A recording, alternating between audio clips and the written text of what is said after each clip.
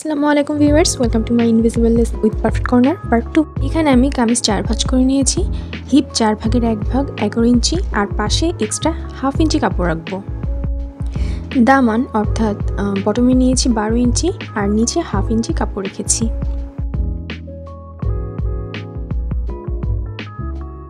হিপের থেকে বটমে আমি 1 ইঞ্চি চওড়া রেখেছি। এভাবে কামিজ কাটলে শেপটা সুন্দর আসে। সাইড স্লিটের অফ কর্নার থেকে 1 ইঞ্চি উপরে ফিতা রেখে মাপ নিয়ে নিতে হবে।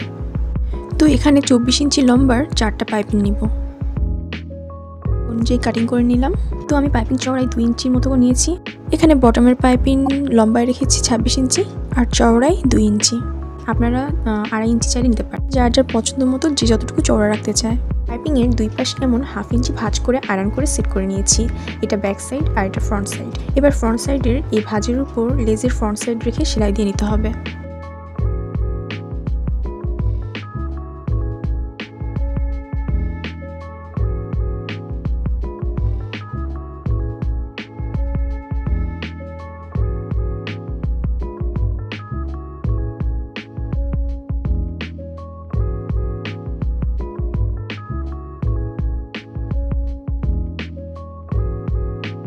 এভাবে আমি সবগুলো লেস অ্যাটাচ করে নিয়েছি।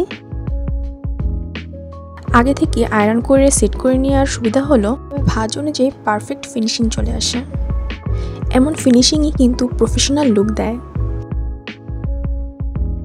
এবার কামিজে যে হাফ ইঞ্চি এক্সট্রা কাপড় রেখেছিলাম সেই বরাবর আয়রন করে উল্টা পাশে ভাঁজ করে নিব।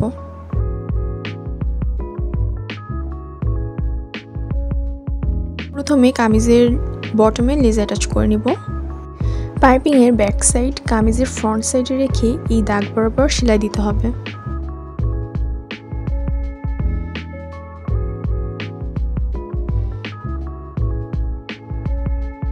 এভাবে লেজ অ্যাটাচ করলে লেজের কোনো অংশে কম বেশি হয় না, কত সুন্দর পারফেক্টলি সমানভাবে লেজটা বসানো যায়।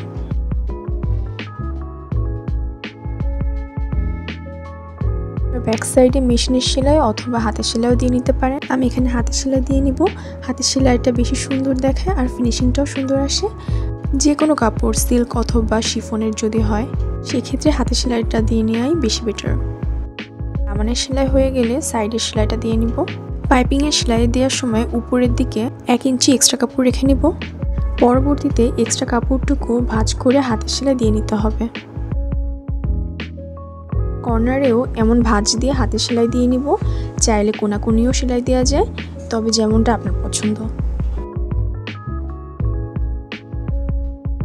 পাইপিংয়ের এই অংশে হাফ ইঞ্চি ভাঁজ দিয়ে এভাবে এক্সট্রা রেখে সেলাই দিয়ে নিব। অপর পাশে বটম থেকে সেলাই শুরু করছি।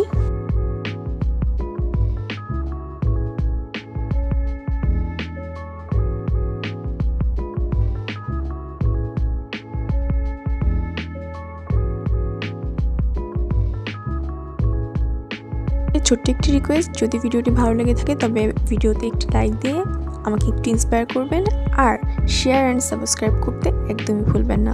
ধন্যবাদ।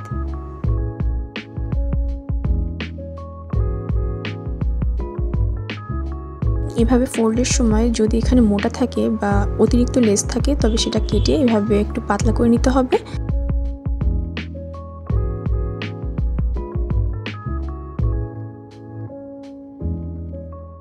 তারপর আয়রন করে ফোল্ড করলে এটা সেট হয়ে যাবে। তো ভিউয়ার্স, দেখতেই পাচ্ছেন কর্নারটা কতটা সুন্দরভাবে পারফেক্টলি হয়ে গেছে। এবার আমি এখানে লাস্ট ফিনিশিংটা দিব হাতের সেলাই দিয়ে, আমি দেখাচ্ছি।